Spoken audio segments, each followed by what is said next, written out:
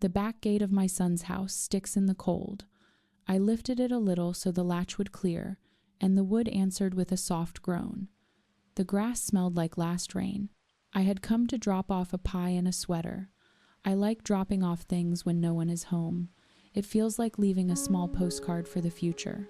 As I stepped onto the flagstones, a voice came from the dark by the hedges. It was flat and careful, like a test being read out loud. Why is she even still alive? The sentence did not run, it walked. I stopped and let my hands be still. When fear arrives, I do not hire it. I give it a chair and ask it to sit quietly while I take notes. I put my pie on the small table by the grill. I took out my notebook and wrote the time. I wrote the words exactly. I underlined "still alive" once because my hand wanted to do something with the leftover electricity. I kept the porch light off so my eyes could see where the dark was moving and where it was not. I did not leave. I went. I moved along the edge of the patio, where the stones kept my shoes from talking too much. If someone had business here, they would see a woman who knows her own yard, even if it is her son's. I kept my phone in my palm and my thumb near the record button I had taught myself to find without looking. I checked the side gate sightline. I picked a spot where I could step back if I needed. I told my knees we were fine. Knees listen when you speak in complete sentences. 1. I write the exact words and the time. Memory is a soft blanket. Paper is a seatbelt. 2. I choose a place with 2 exits in case my plans need a second door. 3. I call a neighbor and keep them on speaker. Not whisper, not shout. 4. I stay where I can step into light fast. 5. I breathe in 4s. Breath is a leash for thoughts that want to run. I stood near the big planter where the basil used to live in summer. The hedges made a low wall of shadow. Somewhere beyond them, something scraped once, like a shoe asking the ground a question. The voice did not return right away. Waiting is work. I did it on purpose. I turned on the phone's recording and said the date and address in a steady voice. Future me likes hearing past me sound calm. It keeps reports from stealing sleep. I called my neighbor, Mr. Alvarez. He picks up night calls the way nurses pick up alarms. I told him the sentence I had heard and the time. He asked if I was in the light. I said I was half in, half out. He said to let him listen and to keep the line open. His cousin works nights on the real utility line. Useful cousins run in that family. I set the phone on the table with the mic toward the yard. I could still grab it in one move if I had to. Mr. Alvarez hummed once, the sound he makes when he is committing a detail to paper. He and I would have made a good desk together in another life. In this one, we make a good fence. A breeze pushed at the hedges. They answered in leaves. A solar path light blinked once and gave up. My eyes adjusted more. The grill cover twitched like it wanted to be a cape.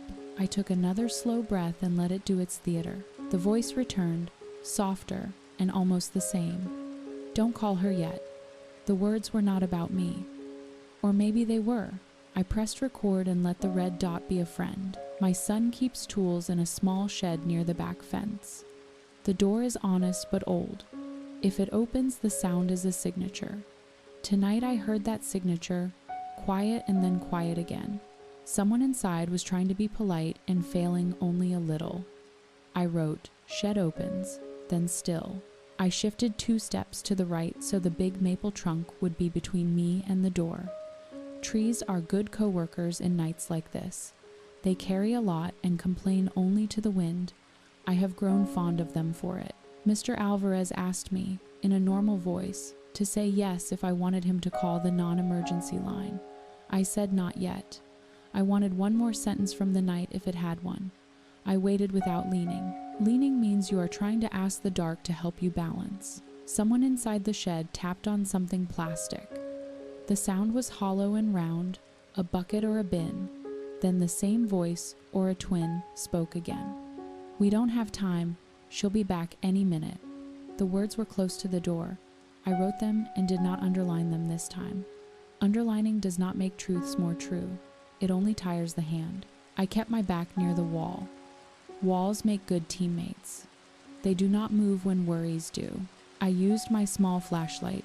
the one with a soft circle, not the hard spear of a tactical beam. I swept it low, across the stones, never into the face of anything that might be a face. Light is a conversation. You can be rude with it if you are not careful. The beams found nothing but a rake and the familiar forgotten ball. I turned the light off and let my ears be the better tool. I told Mr. Alvarez I was stepping a single pace closer. He said, "I am still here," which is a sentence I have kept in my pocket since my clinic days. I looked at the kitchen window. If my son came home this minute, he would see his mother in his yard with a pie on the table and a phone on speaker. It was a silly painting and a serious one. I let it be both. Life sits on two chairs more often than we admit. I put the pie cover on the pie. Flour draws moths when it wants to be noticed. I whispered to the pie that it had done its job tonight by keeping me calm. Objects will carry any sentence you want to practice if you let them. I lowered my shoulders 1 inch. I loosened my jaw. Bodies believe mouths. If I relax my mouth, the rest of me follows in small, useful ways. A glow came through the thin crack where the shed door was almost, not quite, closed. A screen. Someone was using a laptop inside. The glow pulsed with the lazy breath of a screensaver. I took my thumb off record long enough to switch to video and then pressed again. I kept my hands steady against my coat. Why is she even still alive? The sentence came again, exactly, and too exact. It was a clip, a recording. The tone did not change. The air around the words was the same each time. My shoulders let go of a small knot I had been holding like a coin. Mr. Alvarez said softly, "Playback?" I said, "Yes." The shed door shifted 1 inch. The glow widened like an eye being brave. I wrote, "Voice is a file." I asked myself a good question. If this is a file, who is playing it, and why here? I did not like any answer that arrived fast. I never like the first answers at night. They try to be heroes. I put the house key in my other pocket so it would not jingle. Sound manners matter when you do not want to make the dark curious. 1. Truth can wear masks that look like people we love. 2. Money moves fastest when fear holds the door. 3. Silence is not agreement, it's a tool. 4. I ask for names even when I think I know them. 5. I keep notes like I plan to give them to a stranger who will help us. I called the non-emergency line. I said the exact sentences and the times. I did not offer ideas, I offered facts. The dispatcher asked if I could step into light and stay near the gate. I said yes. She asked if a neighbor could keep listening. I said he already was. We are good at this. Our small team that has saved more evenings than anyone knows. The shed floor is wood. It tells on you. I heard a heel and then a careful toe. The door opened the last inch and then stayed. A small sound came, like a mouse that has learned to speak zip. A zipper closing on a bag. I angled left to see without giving myself away. Don't call her yet. The file again, closer to the opening now. Mr. Alvarez muttered, "Loop." He was right. The sound was looping. Someone had not pressed stop, or someone wanted the yard to be a theater. I smiled at the second thought for being dramatic and then let it leave the room. Headlights rolled by the front street and drew soft white lines across the yard. In that passing light, a shape moved inside the shed, not large, not small. A person inside a hoodie, hands careful. I did not say hello. I also did not shout. I set my feet one behind the other to make myself narrower. I remembered the clinic rule, make your body easy to read. I spoke in a clear, even voice. I am calling the police now. It was true, and it traveled better than any shout can travel. The figure froze like a photo trying to load. I said Kevin's full name again and asked him to repeat mine. Names build a bridge that paperwork can walk across later. A voice answered me that was not the recorded one. "It's me. Don't be scared." The person stepped half into the space between light and not light. My stomach recognized the outline before my eyes did. My son's friend, Kevin. He had eaten soup at my table and fixed a faucet once. He took down his hood and held up both hands. "I was testing something for him," he said, nodding toward the house. He He asked me to install a speaker for the garden camera. I'm sorry, Mrs. H. I should have texted someone. He looked like a puppy who had chewed a shoe and felt philosophical about it. I did not walk closer. I asked for his full name and what exactly he was playing. He swallowed and said the line. He said it came from a prank soundboard he had downloaded to test the volume.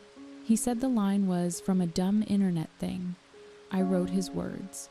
Dumb internet thing is not a category I accept at face value. I asked him to put the laptop on the ground and step back into the light. He did. The file looped one more time, quieter, like it had lost its own confidence. I kept my hands where everyone could see them. Open palms tell the room you are not here to make it harder. I learned that from years of triage and from one honest dog. 2 officers, one of them Officer Baines, arrived at the back gate with their lights down and their voices normal. I waved them to the patio. Kevin kept his hands where the world could grade them as safe. I told the story in the order it had happened, and I did not add flourishes.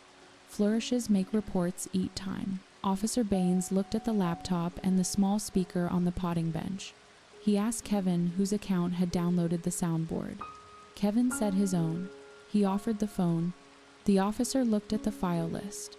He did not smile. He did not frown. He wrote, I asked if I should call my son. The officer asked me to wait 5 minutes. He wanted to finish the scene without new voices. I appreciated this. Scenes are like pies. Too many hands turn them into abstract art. Mr. Alvarez said from the speaker that he was going to hang up unless I needed him to stay. I thanked him and said I would bring him a slice tomorrow. He said lime please and left us to our yard. We checked the extension cord for damage.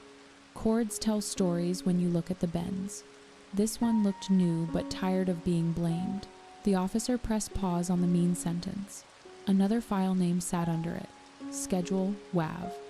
He looked up at Kevin. Kevin said he had been testing motion alerts too. He said the system could speak on command when the camera saw a person. He said the lawn service wanted that feature for coyotes. I breathed out through my nose and let the air pass through anger without picking any up. Anger is heavy and not helpful under a maple. I asked Kevin why he had not told anyone he would be here. He said he thought my son knew. He texted him, and then looked at me with the eyes of a boy who does not want to be uninvited forever. Officer Baines asked me if I felt safe. I said yes. He asked if I wanted to file a note about unauthorized access anyway. I said yes. Notes are free, and they buy good mornings later. He took photos of the speaker, the laptop, the shed door, and the little path light with its one brave blink. He asked me to read my notes out loud. I did. He thanked me like I had handed him a clean tool in a messy drawer. My son came through the house in a hurry that tried not to be loud. He saw the officers and me and the pie and then Kevin and then the laptop. He said my name, and then he said Kevin's name, and then he sat down on the step like gravity had asked him for a dance. He said he had asked Kevin to install the speaker earlier in the week, not tonight.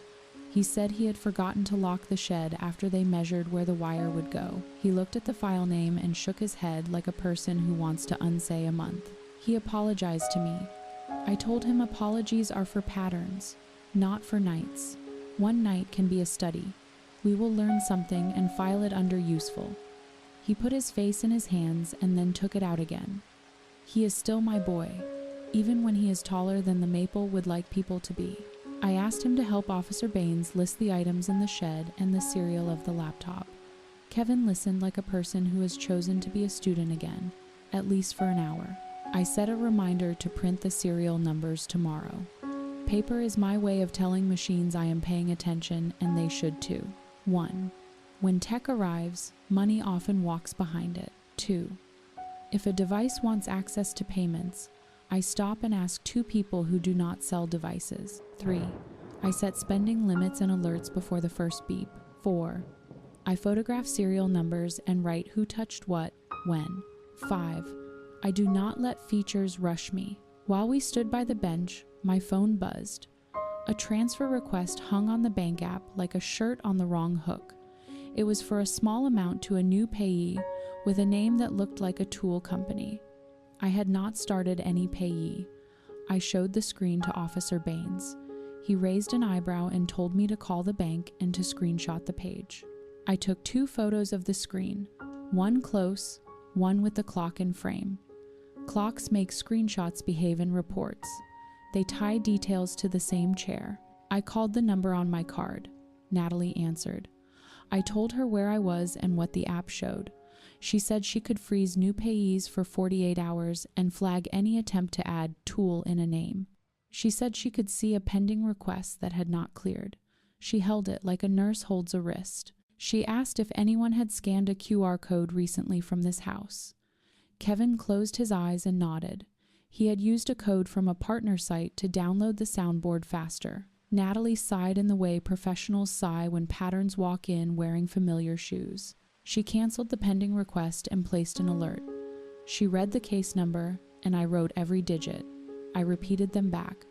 I named the officers and the time. She thanked me like I had chosen the right size of wrench. I hung up and told the yard. Kevin apologized to the air, to the maple, to the pie, and then to me. I accepted the apologies and told him the next good action was to uninstall the soundboard and to show the officer the path he had clicked. Steam from the tea carried lemon. Lemon is the smell of clean plans. It made the room a small map I could fold in my pocket. Kevin navigated to the browser history. The officer watched and recorded with his phone. The pages looked ordinary until they didn't.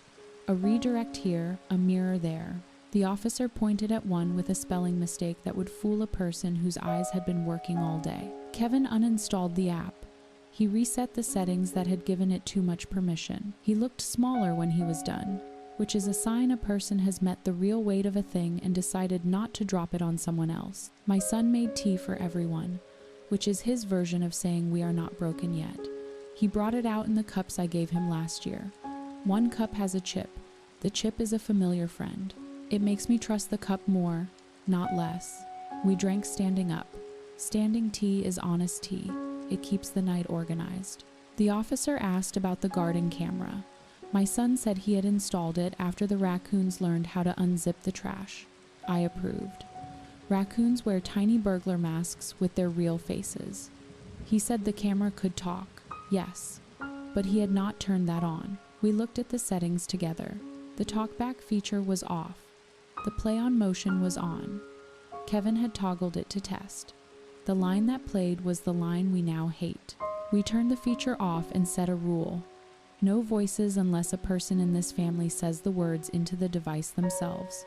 I wrote the rule down. Rules are furniture. You can lean on them when you are tired and they complain only a little. The maple agreed in the language of leaves.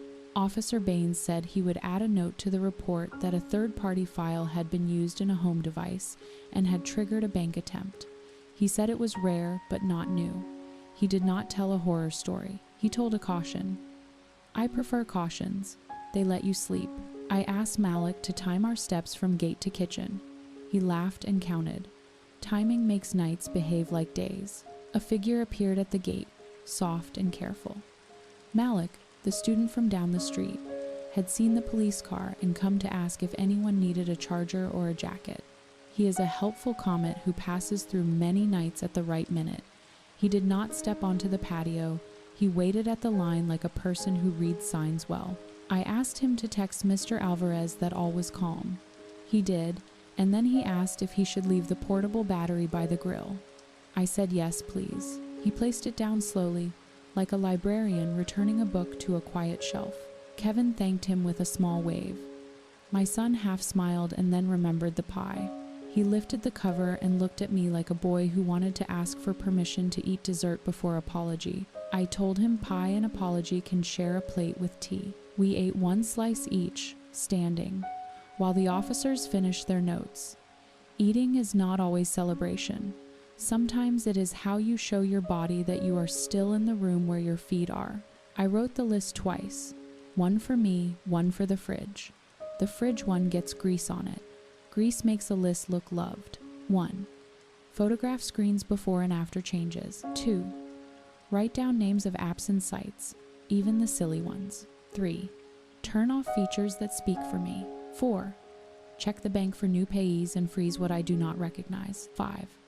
Make a police note so the next person does not start at 0. I taped that list into my notebook with blue painter's tape because it pulls off clean when I rewrite it better later. Lists evolve, like gardens. You pull out what does not feed anyone. Kevin asked if he could help wash. I said yes. Help is not a punishment. It is practice for the next chance to be useful. We moved inside. The kitchen light made the night less clever. The officers stood by the counter and finished the report. Kevin sat at the edge of a stool like it might buck. My son washed 2 cups with a focus that could power a lighthouse. I told Kevin I was not angry at him for being young. I was asking him to be precise while he practiced. He said he could do precise. He said he would email the officer the links and a statement. The officer said that would help. I checked my phone battery. Malik's charger had been generous. I sent Natalie a thank you in the bank app message and told her the officers had the file names. She sent back a short thumbs up, which is the good kind of emoji because it stays in its lane. We stood around the pie like a little jury that had decided on kindness. Kindness is legal in most kitchens. It should be legal in all. We checked the router lights. They blinked like tiny towns. We wrote down which lights were supposed to blink and which ones meant call someone. An alert popped up from the garden camera account. New user sign in. The location did not look like our city. I showed the screen to the officer. He said sometimes the platform guesses wrong. He asked me to change the password anyway. My son did it fast, like he had been waiting his turn to be useful. We turned on 2-step verification. We wrote the backup codes and put them in the drawer with the takeout menus because those drawers are surprisingly safe. No one steals menus, they only borrow them. Kevin logged out of everything and deleted his saved passwords on the laptop he had brought. He said the file had been from a site that copied a real site's look. He said he had known better. Knowing and doing are sometimes cousins who argue at dinner. Tonight, they hugged. The alert stopped. The camera went back to being a camera. The yard went back to being a yard. I put the officer's card under a magnet shaped like a small pear. Pears remind me to keep gravity on my side. He read the report back to us in simple sentences. I like that part. It lets you hear if a night makes sense in the daylight voice of paper. We signed. He left us a card with the case number. He said to call if any new alerts arrived or if money moved again without a hat. He told Kevin to consider a class on security basics. Kevin said yes. My son said he would go too. I said I would bake the pie for graduation. The officer smiled with his eyes, which is how professionals laugh on duty. He thanked me for not shouting. Shouting makes nights longer. I told him I have a rule. Be the person you hope picks up your call. He said he would borrow that. I said, tell your mother I said hello. They left through the gate that still sticks. The gate stuck for them too, because it is fair. We decided to label the shed bins. Labeled bins scare chaos. Chaos prefers closets with mixed socks. In the quiet after, my son and I sat at the table. He said he hates that I heard those words in his yard. I said I hated the sentence, not him. I said the sentence had come from a file, not from a mouth that mattered to us. We let that difference be the difference that saved the room. He asked how I stayed calm. I told him the truth. I practice. Calm is a coat I hang by the door so I can grab it without thinking. I keep notes because notes keep me. He looked at my notebook like it was a toolkit he had been pretending was just a book. We set 3 rules together. Tell someone when you enter the yard, do not bring internet strangers into family spaces, and put speakers on a shelf where voices cannot fall out when you are not looking. We wrote them on a card and taped it to the inside of the shed. Kevin listened and nodded. Nodding is free, but it costs pride. That is the right price most nights. We checked the side path one last time. A cat looked at us with professional doubt and then dismissed us as harmless. I walked the edge of the lawn with my son. We checked the locks, the windows, the gate. The maple had collected a bit of moon and kept it for us in its higher branches. I touched the bark with my fingers and then my palm. Trees like to be thanked. I do not have proof, but I act as if. We looked at the path where I had stood. It was just stones again. The shed looked like a small house that had decided to be modest. I felt my heart lower its shoulders. Bodies have shoulders in more places than we give them credit for. We went inside and made a plan for the morning. Call the camera company, call the bank again, send the links to the officer, and bring a slice to Mr. Alvarez. Plans are blankets. They tuck the end of a night in. I left the pie dish on the counter with a note. Notes are the polite version of gravity. They keep things where they should be. I added a line to the list. Don't test speakers with words you would not say to someone's face. It is amazing how many problems that sentence prevents. 1. Who installed it, when, and what it can do. 2. Which features talk and which ones only look. 3. The phone numbers you call when features get ideas. 4. Bank safety settings that live on even when pies arrive. 5. A neighbor who knows when to listen and when to laugh. I copied the list into my son's fridge notebook. Every fridge should have a notebook. Fridges see a lot of truth. Before bed, I set the phone on Do Not Disturb with exceptions for family and the non-emergency number. Boundaries are polite even while you sleep. I went home. I put the dish in the sink and ran hot water. I washed the smell of maple off my hands. Maple smells like thinking. I put on my soft sweater and sat by the window with a small blanket over my legs. Sleep approached like a cat that trusts me again. I wrote one last line. I did not leave. I went. I underlined went. Movement can be brave, but only when it is slow and aimed. I thanked the night in my small way for not turning into a television show. I turned my phone face down and let it be a brick. Bricks are honest. They hold up what needs holding. They do not ask for passwords. I slept. The morning would be a list, and I like lists when they are the kind that hand me my piece back. I added the camera company number to the inside cover of my notebook. Front cover is for people, back cover is for gadgets. It keeps the voices sorted. In the morning, coffee made the house smell like a better idea. I called the camera company. A person named Josh answered. I gave him the case number. He looked up the account and confirmed the new sign-in alerts had stopped. He said he would flag the soundboard site we had named. He sounded like someone who gets up to make roads safer before people wake. I called the bank. Natalie smiled through the line and said all was calm. She kept the hold on new payees for another day because she liked belts and suspenders on Fridays. I approved. I do not wear belts and suspenders, but I respect them. I printed the officer's card, the case number, and the list of settings we had changed. Paper makes my bones believe me. I slid the pages into a folder labeled Yard Night, which made me laugh in the kitchen where nobody could see. I sliced a piece of pie and put it on a plate with a note for Mr. Alvarez. Lime, as promised. Promises are small debts you pay with joy. Mr. Alvarez texted a photo of his hat next to the empty plate. Hats and plates. The city's two real currencies. I walked the thank you route. Mr. Alvarez opened his door before I knocked. Hat already on. He accepted the plate like a medal and listened to the morning update with a face that could hold a lot without spilling. He said he would add a line to the building bulletin about smart speakers and dumb files. I stopped by the bakery and left a coffee gift card for Malik with a note.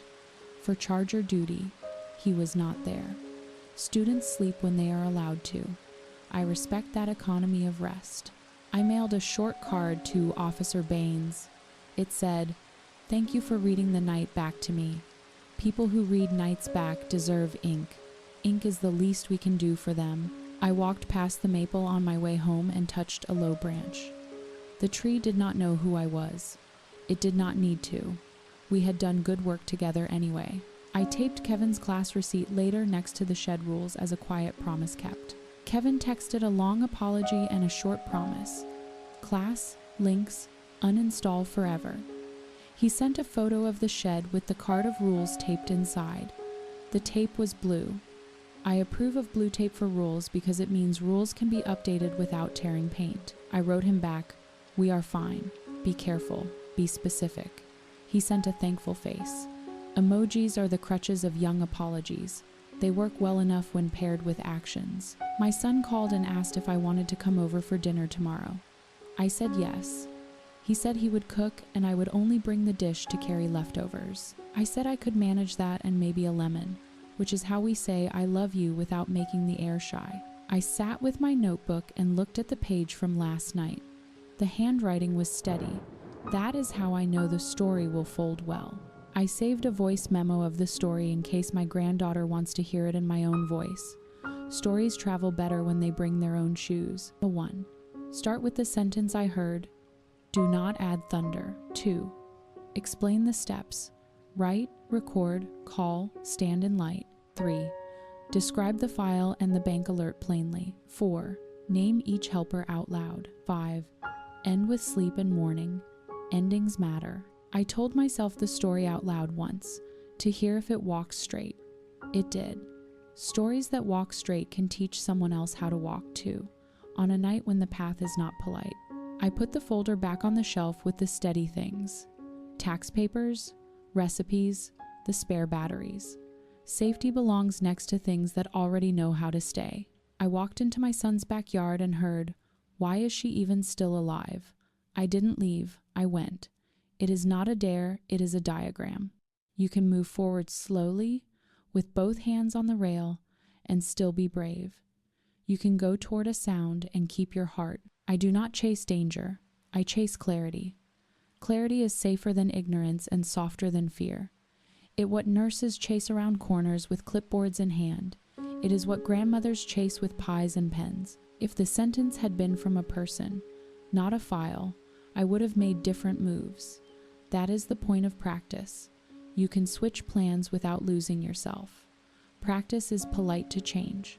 I wrote the title on a card and put it in the folder. Titles are handles for heavy nights. I wrote our building's address on the note because guests read faster than residents. Addresses turn advice into directions. I wrote a short note for the building board. Smart speakers can carry dumb files. Set features to quiet by default. Bank holds stop small leaks. Non-emergency listens. I kept it to 4 lines. People reading in lobbies do not have room for essays. Mr. Alvarez added a line about listening on speaker for neighbors without asking too many questions. He drew a little hat next to his name again. I like that he is a brand now. We all need brands that mean steady. Malik taped his charger receipt under the note because he thought it was funny. It was. Humor sands the corners off nights like ours. Corners still hold, but they do not bite. Someone wrote, "Thank you," in block letters and underlined it twice. Underlines are for people who do not have pies handy.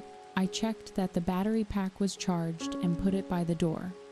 Tools like to know they will be invited to the next good night. I put the clean dish back in the cupboard.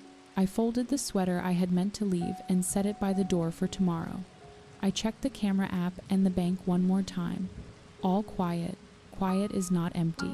It is full of things that are where they belong. I wrote, "The yard is only a yard again." I put the pen down. I let my hands have their rest. They had done the work. The chair took my weight like it had been practicing all day for this one moment. Outside, a small wind found the maple and tried on 3 notes. The tree picked one and held it. I closed my eyes and did the same. "Good night," I said to the room. The room did not answer. That is how rooms say yes.